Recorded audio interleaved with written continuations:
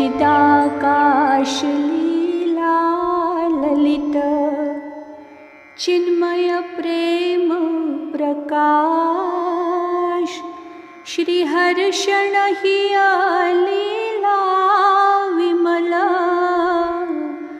रामचरित रसरास श्री गौरदेव आराध्य की अंतःलीला भाष प्रेम प्रदायिनी रस भरी मृदुला कहत रसास मृदुला कहत रसास। श्री सीताराम जी महाराज की जय।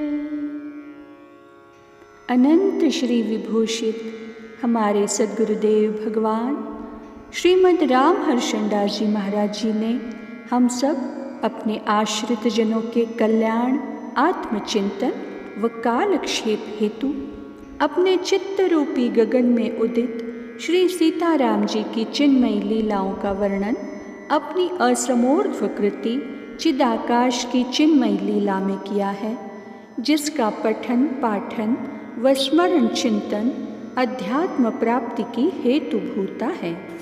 उपरोक्त ग्रंथ की क्रमशः वाक सेवा प्रस्तुत की जा रही है। आइए हम अग्रिम लीला में प्रवेश करते हैं। अर्धरात्रि का समय था। अपने प्राण वल्लभ की सेविका सिद्धि स्वामी के चरण कमलों की सेवा करके स्वकीय शयनासन में सो गई। अपने आराध्य का स्मरण करते करते चित्त की भीति पर सीताग्रज, सीता और अदर्शित सीताकांत के अतिरिक्त अन्य किसी चित्र का चित्रण न होने से स्वप्न में भी अन्य किसी दृश्य का दर्शन आपकी अनुगामिनी को न होना स्वाभाविक है। पूर्णिमा नामक पूर्णातिथि में पूर्ण कला से संयुक्त निशानाथ गगन में अपने गमन करने का 3 भाग चल चुके थे। चतुर्थ भाग भी समाप्त करने के लिए वे त्वरान्वित से जान पड़ते थे। अरुण शिखा ने आकर उन्हें भास्कर भगवान के आने की सूचना देकर बता दिया था कि दिवाकर की योजना निशाचर के विपक्ष में है। अतः अरुणोदय होते होते रजनी के साथ निशानाथ को सूर्यमंडलवर्ती देश से पलायन कर जाना चाहिए, अन्यथा हतप्रभ होकर शशांक को पराजयांक विशेषण से विभूषित होने में विलंब न होगा।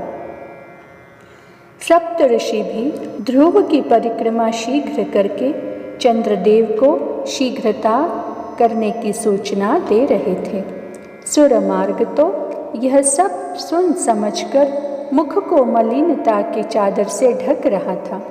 शुक्रदेव अपने प्रकाश के प्रभाव से निशानाथ की सहायता करने के लिए उसी प्रकार आए जैसे एक पीपीलिका शक्कर के सुमेरु को अपने आहार से समाप्त कर एक छोटे चीनी के ढेले का अस्तित्व रखने को चले। विधु की विवशता देखकर कैरव कुल की मुख मुद्रा निकट भविष्य में उसके संकुचित होने की सूचना दे रही थी। अतएव आँखों में अश्रु बिंदु झलककर संयोग में वियोग दशा की स्मृति करा रहे थे।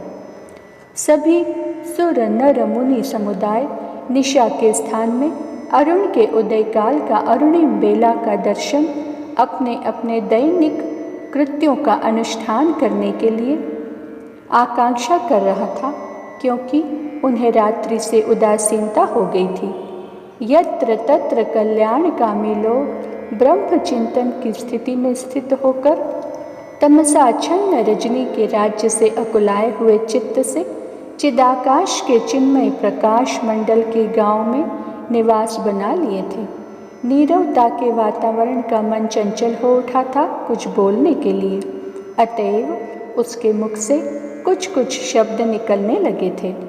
ठीक रात्रि की इसी अंतिम बेला के मुख में पड़ी सोती हुई आपकी अर्धांगिनी को उठने के प्रथम स्वप्न प्रदेश में विहार करने का अवसर अकस्मात आ गया था, जिससे उठकर आराध्य चिंतन करने में कुछ क्षणों का विलंब हो जाना स्वाभाविक था।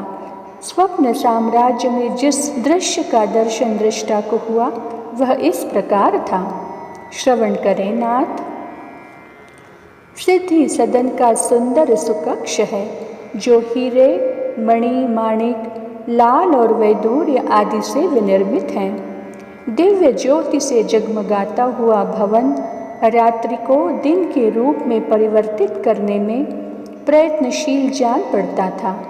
भूमि सुंदर सुनहले आदि कई रंग के दिव्य स्तरणों से ढकी थी। एक परम प्रकाशमान सर्वश्रेष्ठ स्वर्ण सिंहासन रखा था, जिसमें आप श्री अपने भव्य भाम के साथ स्नेहमयी मुद्राओं को अपनाकर विराजमान थे। दूसरे उसी प्रकार के सिंहासन में आपकी अनुजा अपनी भाभी को लिए हुए विराजकर दैदीप्यमान हो रही थी। दोनों सिंहासनों की सेवा में छत्र, चमर, छड़ी, इत्रपान आदि मंगल द्रव्य लिए हुए सखी सेविकाएं अपने अपने स्थान पर स्थित थीं।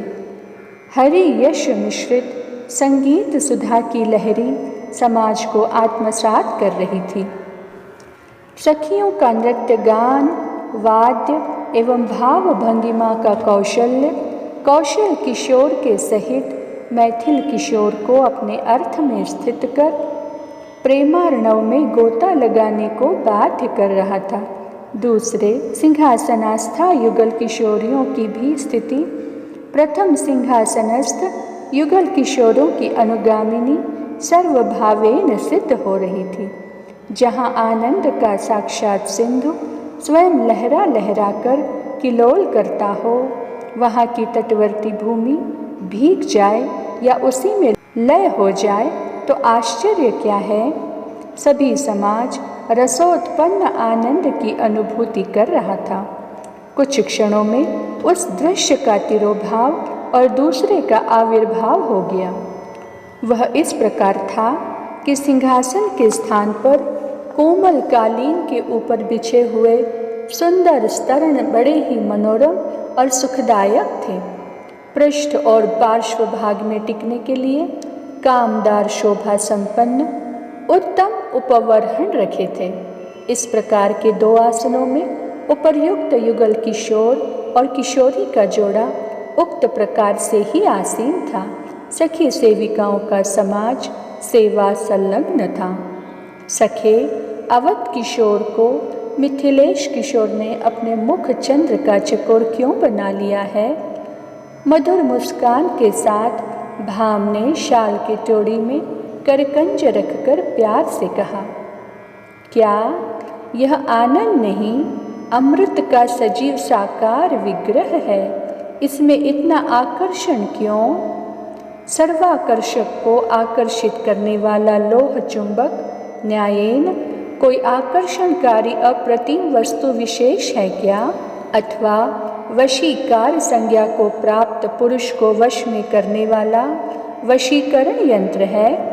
या जगन मोहन को मोहने वाला मोहन मंत्र से सिद्ध किया हुआ कोई स्वर्ण पुटक है, जिसके दर्शन मात्र से दृष्टा मुग्ध हुए बिना नहीं रहता?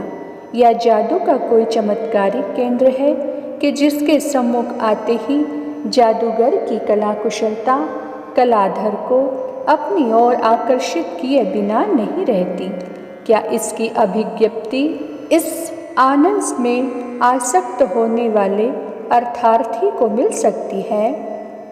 अक्षय अमृत के कोश का स्वामी, जो स्वयं अक्षय अमृत के सिंधु का साकार विग्रह है, उसका प्रतिबिंब लक्ष्मी निधि नामक शीशे में पड़ता है।